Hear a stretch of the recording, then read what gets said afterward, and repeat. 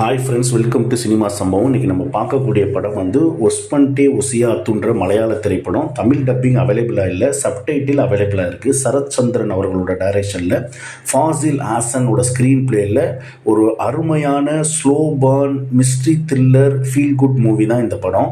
ஒரு டிஃப்ரெண்ட்டாக இருக்குது இந்த படம். இதில் நடிச்சிருக்கிறது வந்து திலீஷ் போத்தன், விஜயராகவன், கலாபவன் மற்றும் பலர் நடிச்சிருக்கிறாங்க. இந்த படத்தோட பாசிட்டிவிட்டி என்னன்னா, இது வந்து ஒரு ஸ்லோ பர்னாக ஸ்டார்ட் ஆகி ஒரு மிஸ்ட்ரி த்ரில்லராக மாறி கடைசியில் ஒரு ஃபீல் குட்டாக முடியுது. டிஃப்ரெண்ட்டான ஒரு இது மாதிரி யூஸ்வலாக வந்து மலையாள திரைப்படம் எல்லாமே வந்து ஒரு கொலை நடக்கும். அந்த கொலையை வந்து ஒவ்வொரு முடிச்சா அவுத்துக்கிட்டு வருவாங்க. கடைசியாக இவர் தான் கொலை பண்ணான்னு சொல்லி நம்மளை ஒரு சீட்டேஜ் த்ரில்லராக கொண்டு போய் முடிப்பாங்க. பட் ஆனால் இந்த படம் டிஃப்ரெண்ட்டாக எடுத்த உடனே வந்து கொலை பண்ணதையும், கொலை யார் பண்ணாங்க, கொலை நடந்தது எதனால அப்படின்றது தெளிவாகவே நமக்கு சொல்லிடுவாங்க.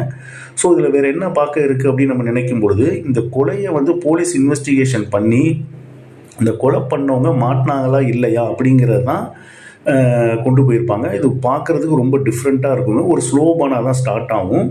இந்த படத்தில் உள்ள ஹைலைட்ஸை மட்டும் சொல்லிடுறேன்.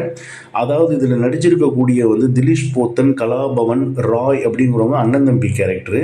அந்த விஜயராகவன் தான் ஃபாதர், ஒரு பெரிய பணக்காரர். அவர் வந்து சொத்தை வந்து தான் பயல்களுக்கு உயிலாக எழுதி வச்சுருப்பார். அவங்க போய் எவ்வளோ கஷ்டம்னு பணம் கேட்டாலுமே கொடுக்க மாட்டார். இந்த இடைப்பட்ட கேப்பில் தான் திலீஷ் போத்தனும் கலாபவனும் ஒரு ரியல் எஸ்டேட் மேட்டரில் அவங்க அப்பாவை நம்பி பணத்துக்காக டிமாண்ட் பண்ணி அவங்கக்கிட்ட போகிறாங்க. இந்த ராயின்ற கொலை செய்யப்பட்ட பையனும் பணத்துக்காக டிமாண்ட் பண்ணி போகிறான் அவங்க அப்பா கிட்ட தன்னோட தேவைக்கு. கடைசியில் அவங்க அப்பா கொடுக்க மறுக்கிறாரு. அதில் தான் ராய் இறந்து போயிடுறான். ஸோ இந்த ராயை கொலை பண்ணது யார் அப்படிங்கிறத போலீஸ் கண்டுபிடிச்சாங்களா இல்லையா அப்படிங்கிறது மீதி கதைங்க. இதில் வரக்கூடிய ஹைலைட்ஸ் என்னன்னு பார்த்தீங்கன்னா, அந்த ராய் இறந்த இறுதி சடங்கில் அந்த திலீஷ் போத்தன் வந்து ஒரு ரொம்ப கோவக்கார கேரக்டரு. அவர் வந்து கோவத்தை வெளிப்படுத்தி எங்கே கொலையை காட்டி கொடுத்துருவாரோன்னு அந்த கலாபவன் வந்து இன்டெலெக்சுவலாக அவரை கொண்டு போய் மறைச்சி வைக்கிற சீனாக இருக்கட்டும். அதே போல் ஒவ்வொரு இடத்துலையும் திலீஷ் போத்தன் வந்து அந்த ரியல் எஸ்டேட்காரவங்கள்ட்ட கோவப்படக்கூடிய தான் ஒரு கோவக்காரன் அப்படிங்கிறத நிரூபிக்கக்கூடிய சீனாக இருக்கட்டும்.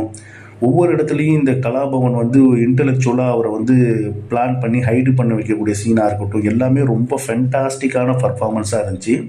அதே போல் கிளைமேக்ஸில் வந்து திலீஷ் போத்தன்கிட்ட வந்து அந்த போலீஸ் வந்து ஃபோட்டோவை காமிச்சு, நீங்கள் தானே அந்த பையனை வளர்த்தீங்கன்னு ஓல்டு பிளாக் அண்ட் ஒயிட் ஃபோட்டோவை காட்டும் பொழுது அவர் தன்னோட முகபாவனையை மாற்றி அவர் நடிக்கக்கூடிய விதம் ஃபென்டாஸ்டிக்காக இருக்கும்.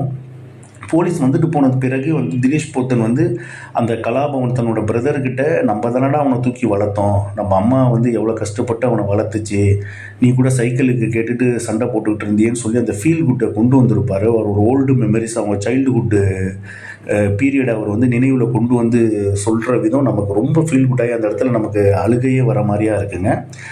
எஸ்பெஷலி திலீஷ் போத்தன் ஃபென்டாஸ்டிக்கான பர்ஃபார்மன்ஸு. விஜயராகவன் சொல்லவே தேவையில்லை, அவர்லாம் ஓல்டு ஆர்டிஸ்ட்டு. கலாபவனும் நல்லபடியாக பண்ணியிருக்கிறாங்க. இது வந்து ஒரு அருமையான திரைப்படம். ஸ்லோபான ஸ்டார்ட் ஆகி சூப்பராக போய் முடியும். கண்டிப்பாக பாருங்கள். சப்டைட்டில் தான் அவைலபிலிட்டியாக இருக்குது, தமிழ் டப்பிங் அவைலபிலிட்டியாக இல்லை. மீண்டும் ஒரு வீடியோவில் சந்திக்கிறேன். நன்றி, வணக்கம்.